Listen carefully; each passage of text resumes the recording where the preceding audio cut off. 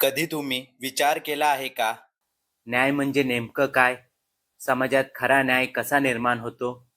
प्रत्येक व्यक्तीने काय करायला हवं जेणेकरून समाजात समतोल राहील? या सर्व प्रश्नांची उत्तरे शोधण्याचा प्रयत्न प्राचीन ग्रीक तत्त्वज्ञ प्लेटो यांनी त्यांच्या प्रसिद्ध ग्रंथ रिपब्लिकमध्ये केला आहे. आज आपण राजकीय विचारसरणीतील एक अत्यंत महत्त्वाचा आणि गहन विषय समजून घेणार आहोत, प्लॅटोचा न्याय सिद्धांत. तर चला सुरू करूया प्लॅटोच्या विचारांचा हा रोचक प्रवास. नमस्कार मित्रांनो, political science and international relation lecture सिरीजमध्ये आपलं स्वागत आहे.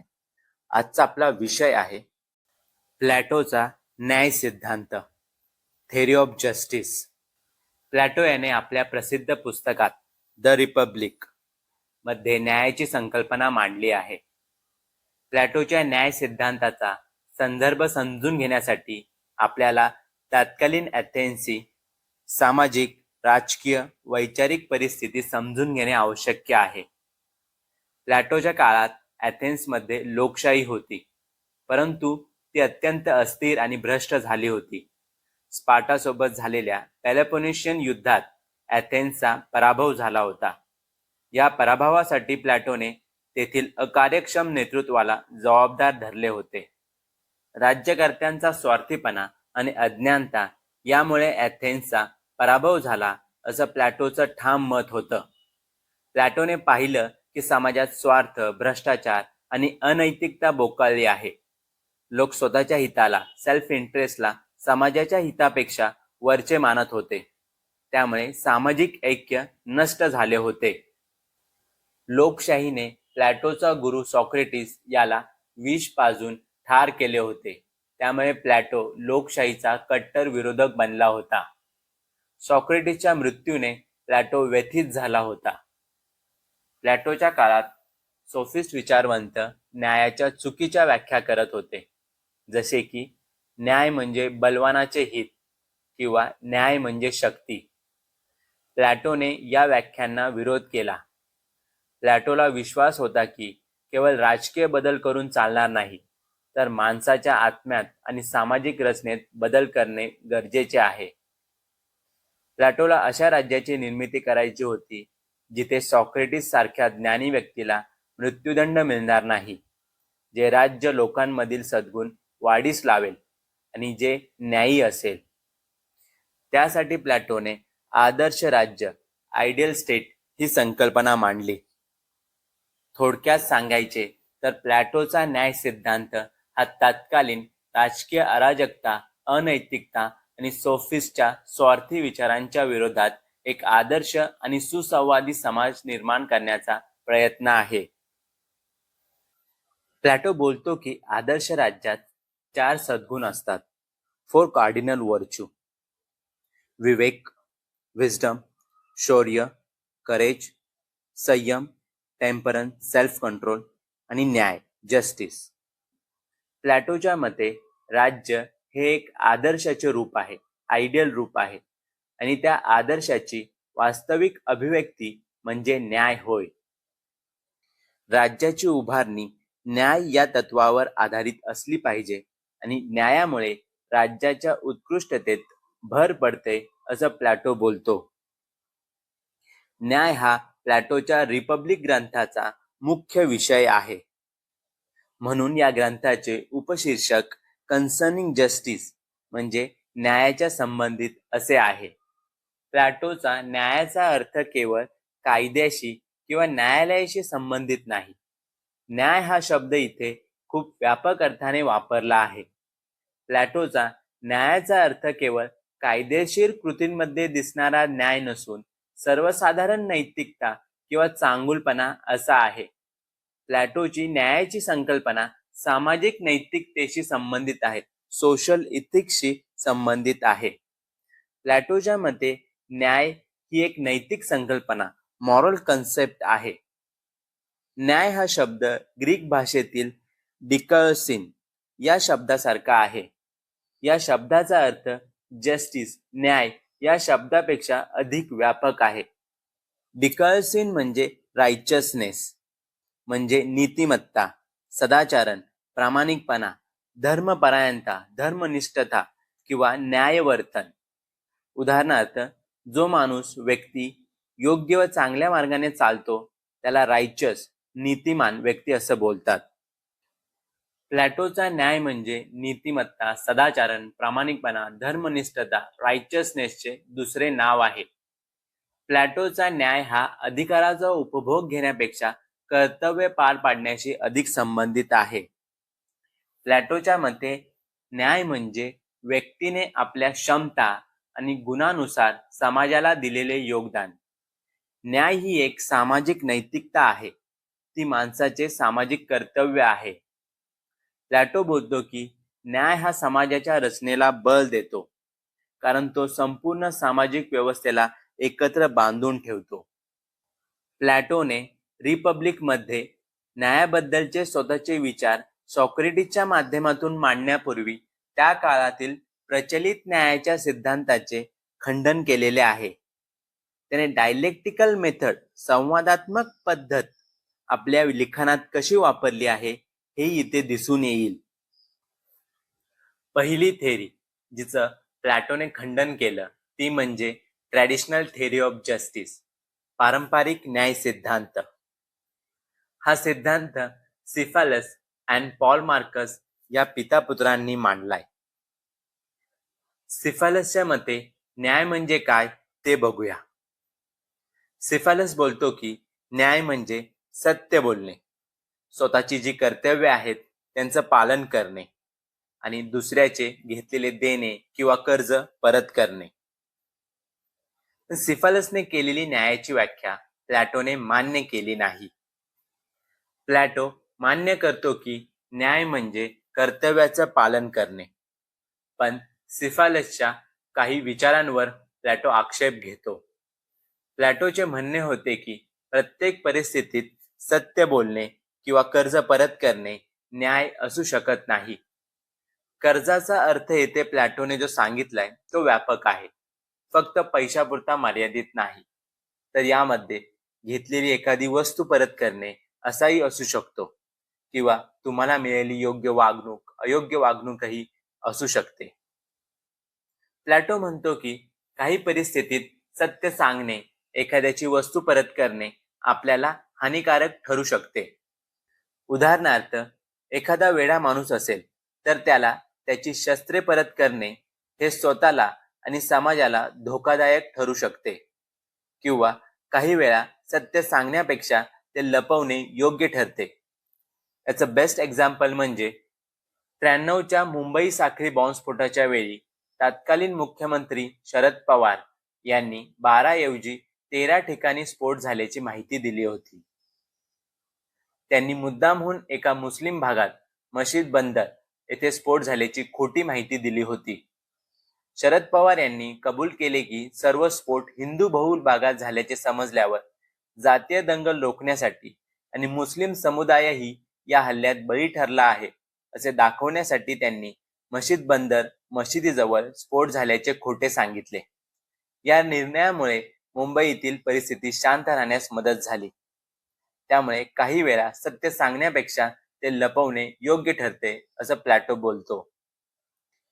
प्लॅटो असं बोलत नाही की प्रामाणिकपणा न्याय नाही, पण काही वेळा प्रामाणिकपणा देखील हानिकारक ठरू शकतो. त्याचं एवढंच सांगणं होतं की न्याय हा केवळ बाह्य कर्मावर आणि कायदेशीर व्यवहारांवर आधारित नसून तो समतोल आणि विवेकी वागण्यात आहे. पुढे सिफालसचा मुलगा पॉल मार्कस याने ही चर्चा पुढे चालू ठेवली.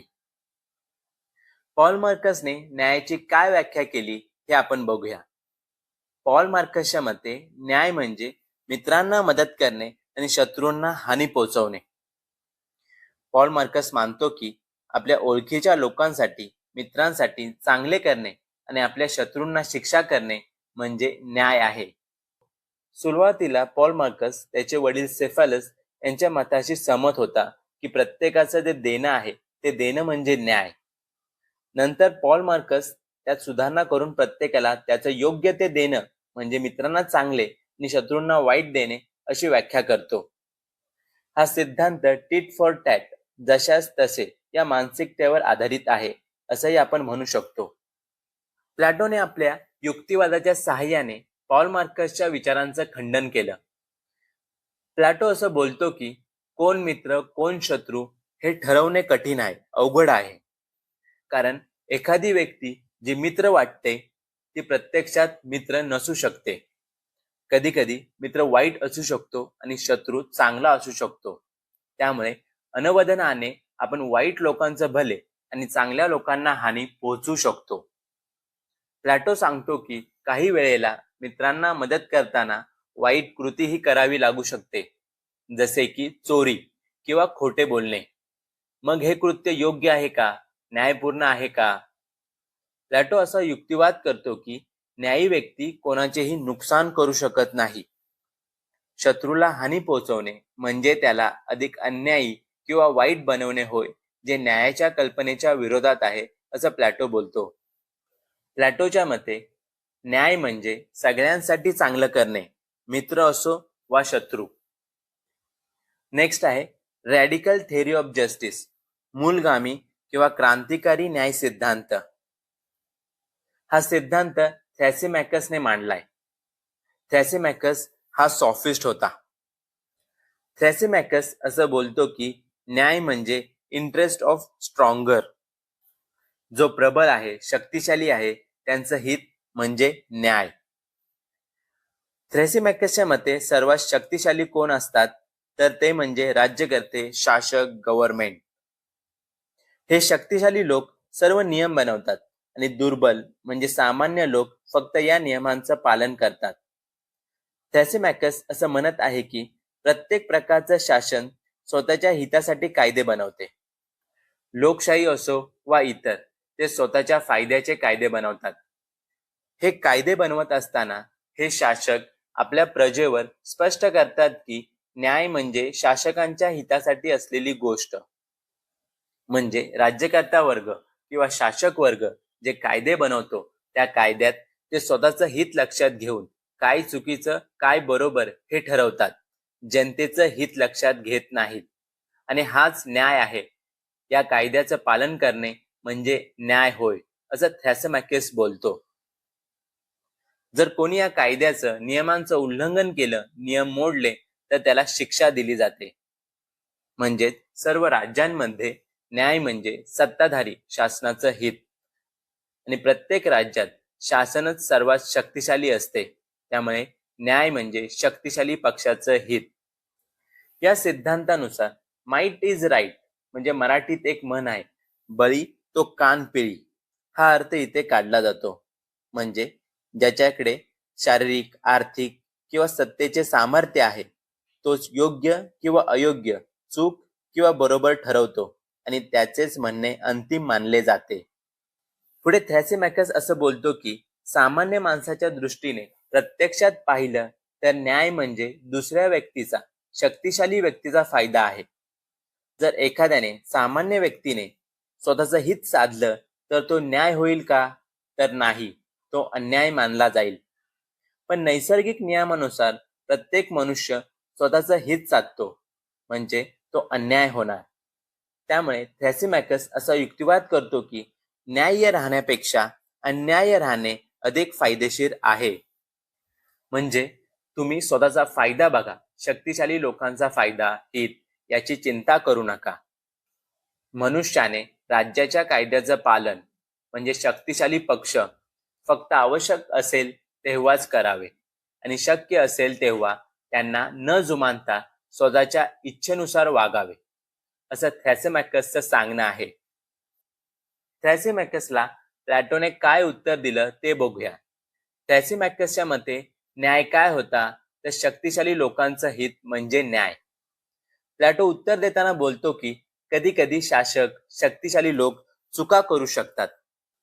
ते नेहमीच आपले हित ओळखू शकत नाहीत आणि काही वेळेला स्वतःच्या हिताच्या विरोधातही कायदे बनवू शकतात. प्लॅटो म्हणतो की शासन ही कला आहे. जशी वैद्यकशास्त्र कला लोकांच्या हितासाठी असते, तशीच शासन कला देखील लोकांच्या कल्याणासाठी असते. वैद्यकशास्त्रात डॉक्टरचे खरे कार्य रुग्णाला बरे करणे आहे, स्वतःचा फायदा वाढवणे नव्हे.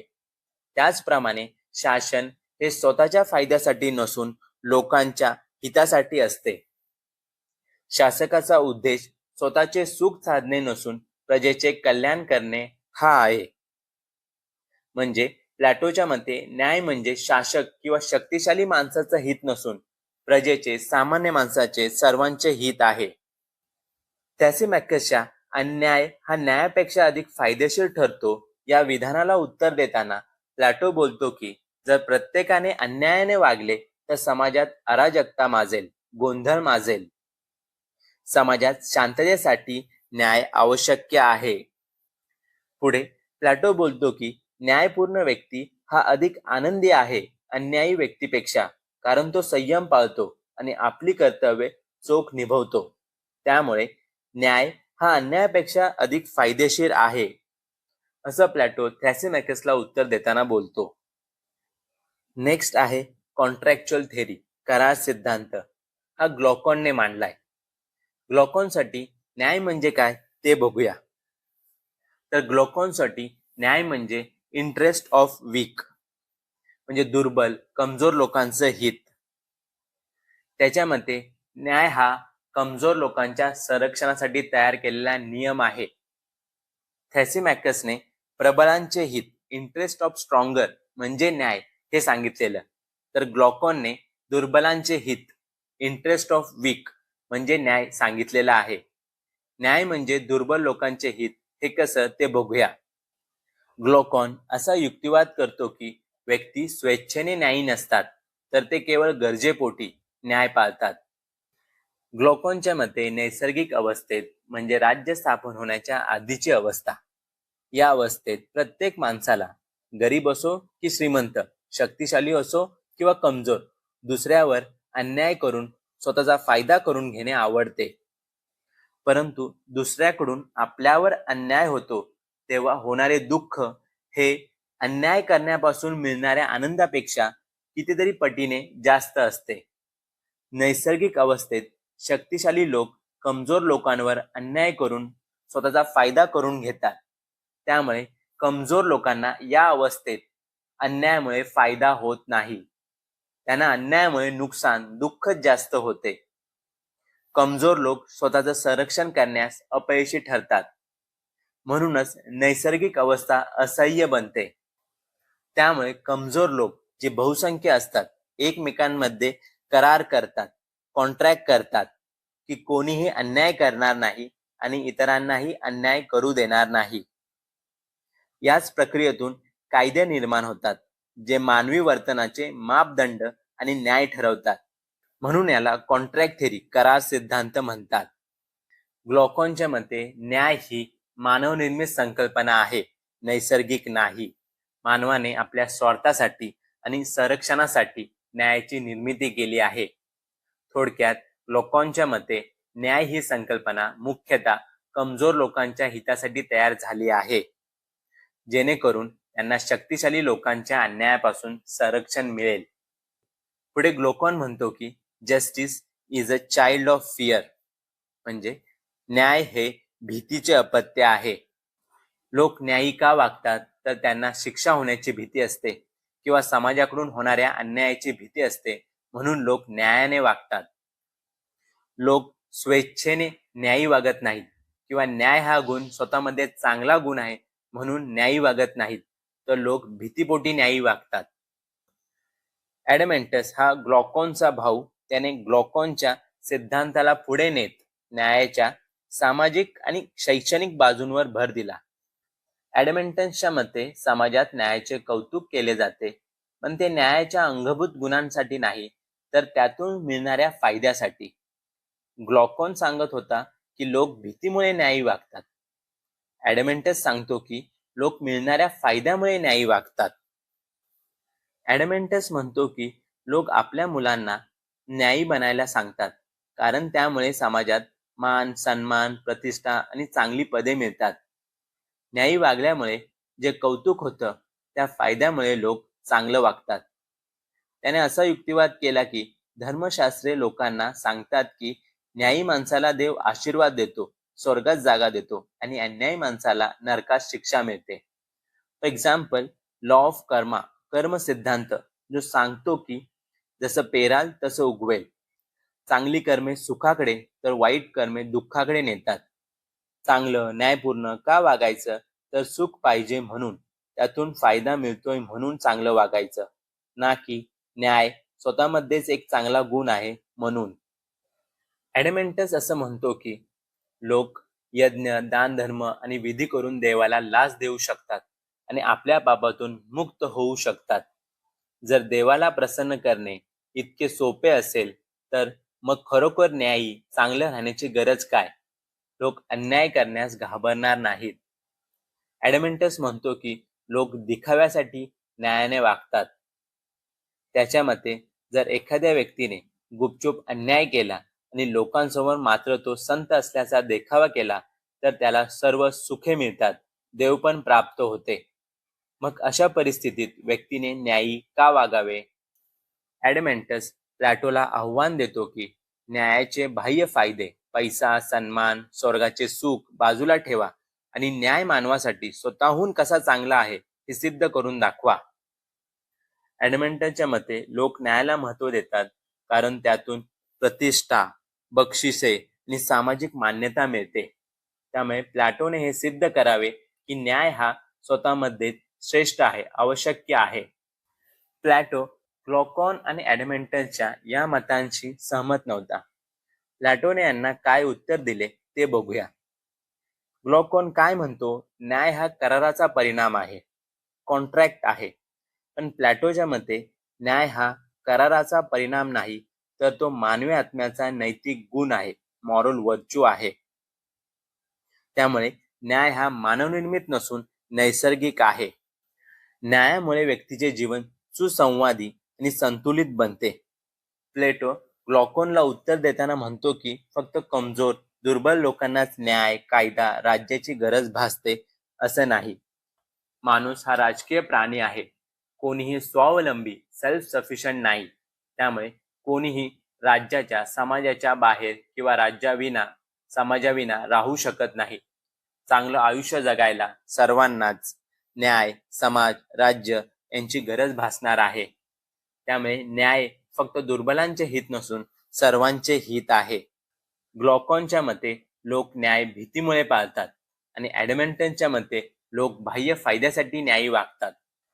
पण प्लॅटोच्या मते न्याय हा व्यक्तीच्या आत्म्यातील अंतर्गत गुण आहे. न्याय हा मानवी आत्म्याचा नैतिक गुण आहे. प्लॅटो म्हणतो की ज्याप्रमाणे शरीरासाठी आरोग्य महत्त्वाचे आहे, तसेच आत्म्यासाठी न्याय आहे. एखाद्या व्यक्तीचा आत्मा अन्यायी असेल तर तो आतून दुःखी असतो. असा व्यक्ती भीतीमुळे किंवा यश, संपत्ती मिळाली तरी आनंदी राहू शकत नाही. त्यामुळे लोक भीतीमुळे किंवा प्रतिष्ठा, यश, बाह्य फायद्यांमुळे न्यायी वागत नाहीत, तर न्याय हा स्वतःमध्येच एक चांगला गुण आहे. न्यायी जीवन अन्यायी जीवनापेक्षा अधिक आनंददायी असते असं प्लॅटो, ग्लॉकॉन आणि ॲडमेंटसला उत्तर देताना बोलतो. ग्लॉकॉन आणि ॲडमेंटसने दिलेले आव्हान स्वीकारून आणि न्याय स्वतःमध्ये चांगला आहे, फक्त त्यातून मिळणाऱ्या बक्षिसामुळे किंवा चांगल्या प्रतिष्ठेमुळे नाही, हे सांगण्यासाठी प्लॅटोने उदाहरणाच्या मदतीने स्पष्टीकरण दिले. ते उदाहरण म्हणजे मोठ्या अक्षरांची पद्धत, मेथड ऑफ लार्ज लेटर्स. यामध्ये प्लॅटो म्हणतो की मोठ्या व ठळक अक्षरात लिहिलेली गोष्ट लहान अक्षरापेक्षा अधिक लक्ष वेधून घेते. त्याचप्रमाणे न्यायाचा खरा अर्थ समजून घेण्यासाठी प्रथम राज्याच्या पातळीवर त्याचा अभ्यास करावा आणि नंतर व्यक्तीच्या पातळीवर पहावे. प्लॅटो असे सुचवतो की न्यायाचा विचार व्यक्तीच्या मनात जसा असतो तसा न पाहता राज्यात तो कसा प्रकट होतो यावर विचार करणे अधिक सोपे आणि उपयुक्त ठरेल. त्याच्या मते राज्य आणि व्यक्ती दोन्ही ठिकाणी न्याय एकच असतो, परंतु राज्यात तो मोठ्या अक्षरात लिहिल्यासारखा स्पष्ट दिसतो, तर व्यक्तीमध्ये तो लहान अक्षरात लिहिल्यासारखा कमी स्पष्ट दिसतो. म्हणूनच न्याय राज्यात व्यक्तीपेक्षा अधिक स्पष्ट दिसतो. या पद्धतीमागील गृहीतक असे आहे की राज्याची जाणीव ही त्यात असलेल्या व्यक्तीच्या जाणीवेची एकत्रित अभिव्यक्ती असते. त्यामुळे राज्याचा न्याय हा नागरिकांचा न्याय असतो आणि राज्याचे धैर्य किंवा शहाणपण हे नागरिकांचे धैर्य आणि शहाणपण असते. प्लॅटोच्या मते राज्य हे व्यक्तीचे मोठ्या स्वरूपातील रूप आहे. The state is individual writ large. मानवी मनातील अंतर्गत तत्वे सामाजिक संस्थांमध्ये प्रकट होतात आणि तेथे ती अधिक ठोस आणि स्पष्ट स्वरूपात दिसतात. त्यामुळे त्यांचा अभ्यास करणे अधिक सोपे होते. व्यक्तीच्या मनाचा आणि राज्याच्या मनाचा स्वभाव एकसारखाच असतो. राज्याचे जीवन म्हणजे त्या राज्यातील लोकांचे जीवनच असते. व्यक्ती हे राज्याचे लघुरूप आहे आणि राज्य हे व्यक्तीचे व्यापक रूप आहे. म्हणून व्यक्तीतील न्यायाचे मूलभूत स्वरूप राज्यातील न्यायासारखेच असते. त्यामुळे मानवी आत्म्यात न्यायाचा शोध घेण्याऐवजी प्लॅटो राज्यामध्ये न्याय कसा दिसतो याचा अभ्यास करतो. परंतु प्रत्यक्षात असलेले कोणतेही राज्य या उद्देशासाठी योग्य ठरत नाही, कारण सर्व राज्ये काही प्रमाणात अपूर्ण इनपरफेक्ट असतात. ती अपूर्ण राज्ये न्यायाचे स्वरूप स्पष्ट करण्याऐवजी कधी कधी ते लपवून ठेवतात. त्यामुळे प्लॅटोला आदर्श राज्य आयडियल स्टेट जे परिपूर्ण आहे ते तयार करावे लागले. येथे प्लॅटो प्रत्यक्ष राज्याच्या ऐतिहासिक उत्पत्तीचे वर्णन करत नाही. त्याला राज्याच्या इतिहासापेक्षा राज्याच्या स्वरूपाचे विश्लेषण करणे अधिक महत्त्वाचे वाटते, जेणेकरून त्यामध्ये कार्यरत असलेली स्थायी किंवा शाश्वत तत्वे शोधता येतील. आदर्श राज्याची निर्मिती कशी झाली ते बघूया.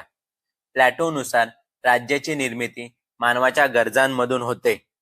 प्रत्येक व्यक्तीच्या अनेक गरजा असतात. त्यातील सर्वात मूलभूत गरजा म्हणजे अन्न, वस्त्र, निवारा. परंतु एखादी व्यक्ती स्वतःच्या प्रयत्नांनी या सर्व गरजा पूर्ण करू शकत नाही. त्यामुळे त्याला इतर लोकांची मदत आणि सहकार्य आवश्यक असते. कोणतीही व्यक्ती पूर्णपणे स्वयंपूर्ण नसते आणि जगण्यासाठी तिला इतरांवर अवलंबून राहावे लागते. परस्पर गरजांमुळे लोक एकमेकांना सेवा, वस्तू पुरवतात, देतात. यालाच परस्पर देवाणघेवाणीचा सिद्धांत म्हणजे प्रिन्सिपल ऑफ रेसिप्रोसिटी असं म्हणतात.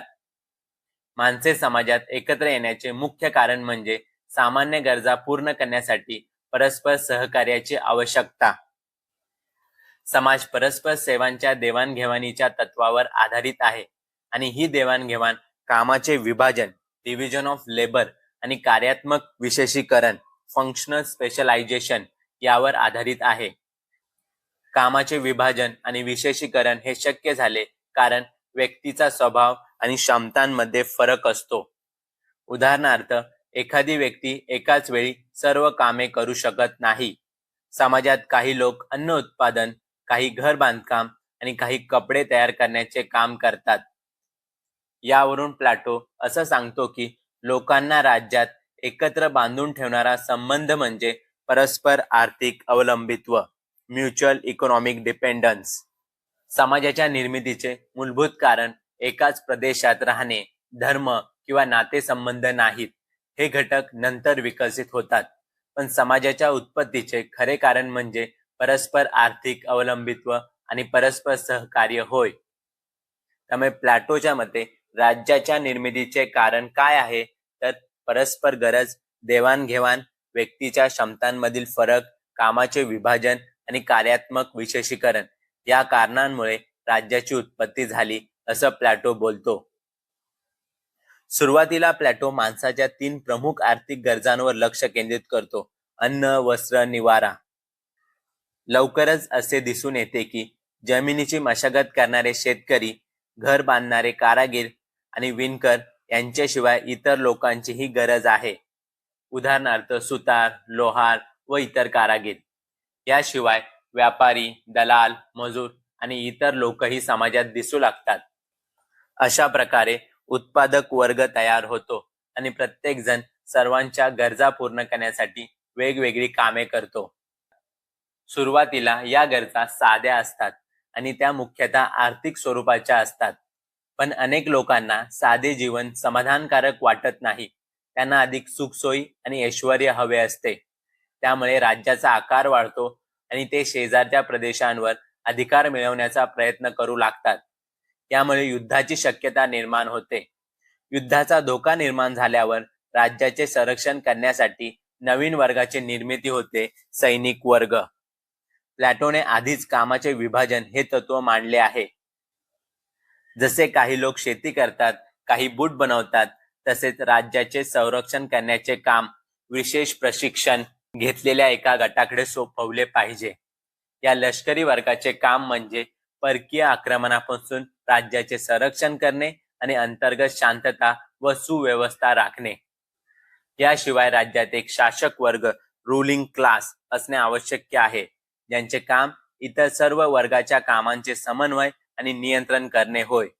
प्लॅटो बोलतो की राज्यकारभार करण्याचे काम त्या व्यक्तींनी करावे ज्यांच्याकडे नैसर्गिक गुण आणि योग्य प्रशिक्षण आहे, कारण संपूर्ण राज्याचे चांगले जीवन हे शासक वर्गाच्या कार्यक्षमतेवर आणि प्रामाणिकपणावर अवलंबून आहे. म्हणूनच प्लॅटोने रिपब्लिकमध्ये त्यांच्या शिक्षण आणि प्रशिक्षणावर विशेष भर दिला आहे.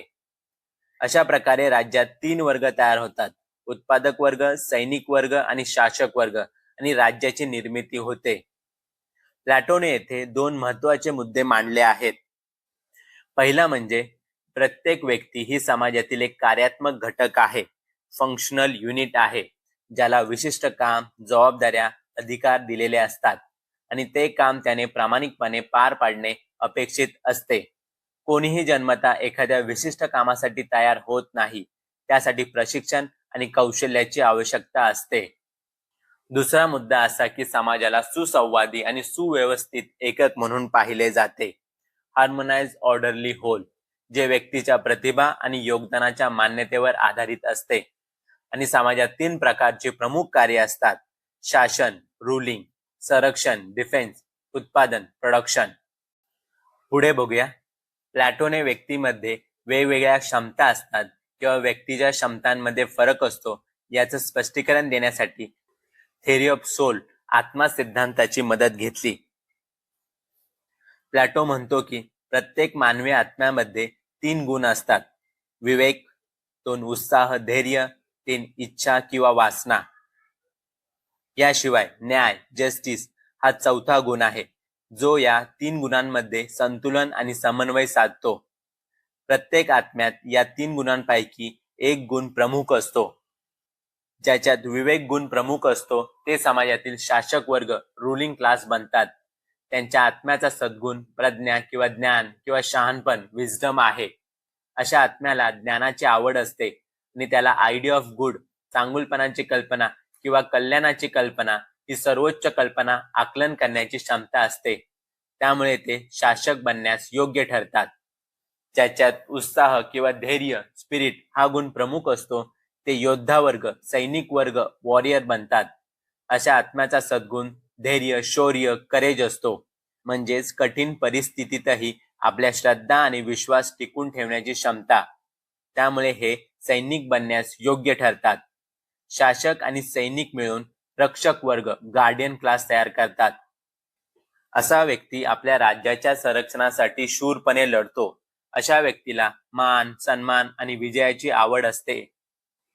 ज्याच्या आत्म्यात इच्छा किंवा वासना हा गुण प्रमुख असतो ते लोक भौतिक वस्तूंकडे आकर्षित होतात. त्यांना नफा आणि पैशाची आवड असते. त्यामुळे हे कारागीर किंवा उत्पादक वर्गात मोडतात. अशा भोगप्रधान आत्म्याचा गुण संयम आहे. अशा प्रकारे प्लॅटोने आत्मा सिद्धांताची आणि आत्म्यातील 3 गुणांची मदत घेऊन स्पष्ट केले की प्रत्येक व्यक्तीत वेगवेगळी क्षमता असते आणि त्यानुसार समाजात वेगवेगळे वर्ग निर्माण होतात.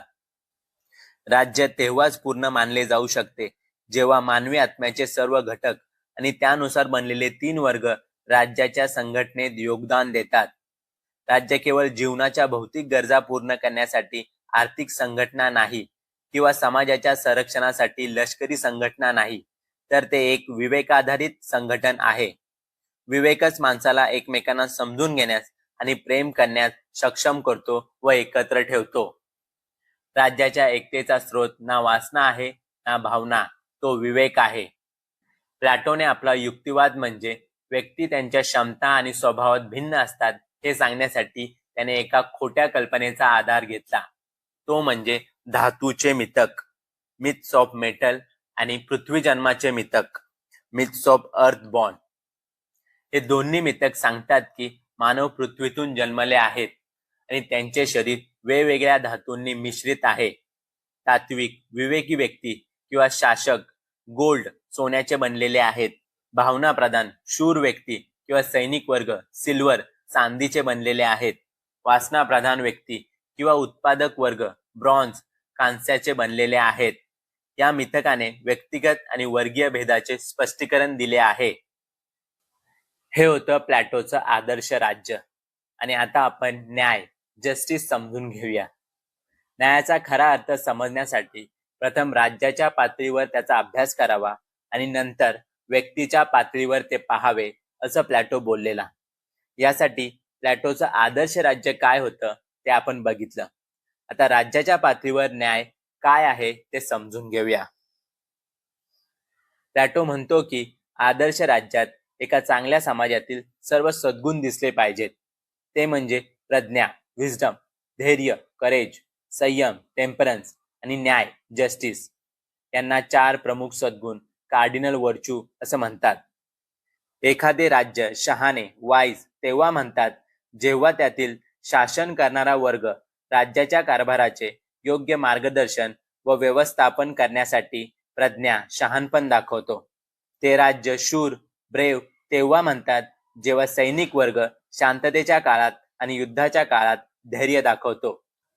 राज्यात संयम टेम्परन्स तेव्हा दिसतो जेव्हा उत्पादक वर्ग व सैनिक वर्ग हे शासन करणाऱ्या वर्गाच्या नियंत्रणाला मान्यता देतात आणि शासन करणारा वर्गही राज्यकारभारासाठी शहाणपणाने मार्गदर्शन करतो. आणि न्याय न्याय म्हणजे प्रत्येक वर्ग माणूस व्यक्ती आपल्या नैसर्गिक गुणानुसार ज्यासाठी तो सर्वात योग्य आहे तेच कार्य करतो. उत्पादक वर्ग उत्पादन करतात म्हणजे दिलेलं काम इतर लोक काय करतायत याची पर्वा न करता पार पाडतात. सैनिक वर्ग निस्वार्थ भावनेने समाजाचं राज्याचं संरक्षण करतात आणि हे कार्य ते शासक वर्ग यांच्या देखरेखीखाली करतात. शासक वर्ग विविध घटकांमधील योग्य संबंध टिकून ठेवतो आणि कोणालाही दुसऱ्याच्या कामात हस्तक्षेप करू देत नाही. ते स्वतःही सर्वोच्च चांगुलपणाच्या ज्ञानाच्या नॉलेज ऑफ गुड प्रकाशात आपली कामे करतात. अशा परिस्थितीत राज्यात न्याय निर्माण होतो. त्यामुळे न्याय म्हणजे प्रत्येक व्यक्तीने आपल्या स्वभाव आणि प्रशिक्षणानुसार ज्यासाठी तो सर्वात योग्य आहे तेच कार्य करावे, त्या कार्यापुरते स्वतःला मर्यादित ठेवावे. म्हणजेच न्याय हा विशेषीकरणाचा स्पेशलायझेशन आणि कर्तव्यावर एकाग्रतेचा कॉन्सन्ट्रेशन ऑन ड्युटी सिद्धांत आहे. विशेषीकरण म्हणजे प्रत्येक वर्ग व्यक्ती आपल्या कामात कौशल्यात निपुणता मिळवतो, प्रावीण्य मिळवतो. थोडक्यात प्लॅटोच्या मते समाजात न्याय तेव्हाच निर्माण होतो जेव्हा समाजातील वेगवेगळे वर्ग एकत्र येऊन एक सुसंगत एकक युनायटेड होल तयार करतात आणि प्रत्येक वर्ग स्वतःला ज्या कामासाठी सर्वात योग्य आहे तेच काम करतो, दुसऱ्याच्या कामात हस्तक्षेप करत नाही. त्यामुळे प्लॅटोचा न्याय हा 3 तत्वांचा संगम आहे. 1. हस्तक्षेप न करण्याचा सिद्धांत प्रिन्सिपल ऑफ नॉन इंटरफेरन्स. कोणत्याही वर्गाने इतर वर्गाच्या कामात हस्तक्षेप करू नये. प्रत्येक वर्गाने आपल्या कामावर लक्ष केंद्रित करावे. फक्त अशा परिस्थितीतच राज्यात एकता निर्माण होईल. 2. कार्यात्मक विशेषीकरणाचा सिद्धांत प्रिन्सिपल ऑफ फंक्शनल स्पेशलायझेशन. म्हणजे प्रत्येक व्यक्तीने ज्या कामासाठी तो नैसर्गिकरित्या सर्वात योग्य आहे तेच काम करावे. समाजातील प्रत्येक वर्गाने आपले विशिष्ट कार्य प्रामाणिकपणे करावे. असे झाले तर समाजात सुव्यवस्था निर्माण होते. 3. सुसंवादाचा सिद्धांत प्रिन्सिपल ऑफ हार्मोनी. प्लॅटोच्या मते जे 4 सद्गुण असतात प्रज्ञा धैर्य संयम न्याय, त्यातील पहिले 3 सद्गुण वेगवेगळ्या वर्गांना दिले जातात आणि उरतो तो न्याय. न्यायाचे काम म्हणजे या तिन्ही सद्गुणांमध्ये व वर्गांमध्ये सुसंवाद निर्माण करणे. न्याय इतर सद्गुणांमध्ये व वर्गांमध्ये समन्वय निर्माण करतो. न्यायाची ही तत्वे प्लॅटोने सांगितलेली आहेत. वर सांगितला तो सामाजिक न्याय सोशल जस्टिस किंवा राज्यातील न्याय होता. आता आपण वैयक्तिक न्याय पर्सनल जस्टिस किंवा व्यक्तीमधील न्याय बघूया. प्लॅटोच्या मते न्यायाचा सिद्धांत समाजात असो किंवा व्यक्तीमध्ये तो समानच राहतो. वैयक्तिक न्याय म्हणजे जेव्हा व्यक्तीमधील विवेक साहसाच्या मदतीने इच्छेवर नियंत्रण ठेवतो तेव्हा न्याय प्रस्थापित होतो. याचा अर्थ असा की न्यायी माणसाने आपले जीवन असे व्यवस्थित ठेवावे की इच्छा आणि उत्साह हे बुद्धीच्या अधीन राहून काम करतील. इच्छा, उत्साह यांना दडपायचे नाही, तर त्यांना बुद्धीने नियंत्रित करावे. व्यक्तीमधील न्याय म्हणजे प्रत्येक व्यक्तीला त्याच्या नैसर्गिक क्षमता आणि कौशल्यानुसार समाजात योग्य स्थान देणे, योग्य काम देणे. प्लॅटो बोलतो की न्यायी व्यक्ती स्वतःला विशिष्ट कार्यासाठी समर्पित करेल, ज्यासाठी ते नैसर्गिकरित्या सर्वात योग्य आहेत. त्यामुळे जीवनात आंतरिक सुसंवाद, इंटरनल हार्मनी आणि अंतर्गत संतुलन येईल. मनुष्य उत्कृष्टता किंवा सद्गुण प्राप्त करू शकेल. व्यक्ती स्वतःशी सुसंगत, चांगला व आनंदी बनेल. न्यायी व्यक्ती म्हणजे चांगली व्यक्ती.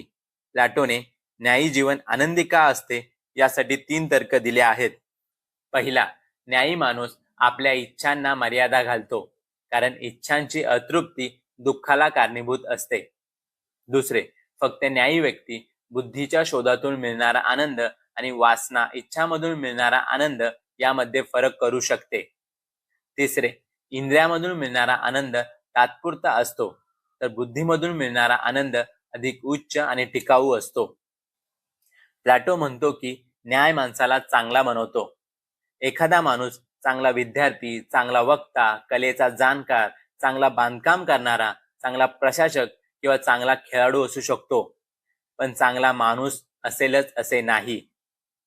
माणसाला खऱ्या अर्थाने चांगले बनवणारी गोष्ट म्हणजे न्याय, कारण न्याय व्यक्तीच्या विविध प्रवृत्तीचे नियंत्रण आणि समन्वय करतो. न्याय व्यक्तीच्या वेगवेगळ्या इच्छांवर नियंत्रण ठेवतो आणि त्यांच्यात सुसंवाद निर्माण करून माणसाला चांगले बनवतो. प्लॅटोचा असा विश्वास होता की न्याय हा आत्म्याचा आणि राज्याचा अंतर्गत गुण आहे.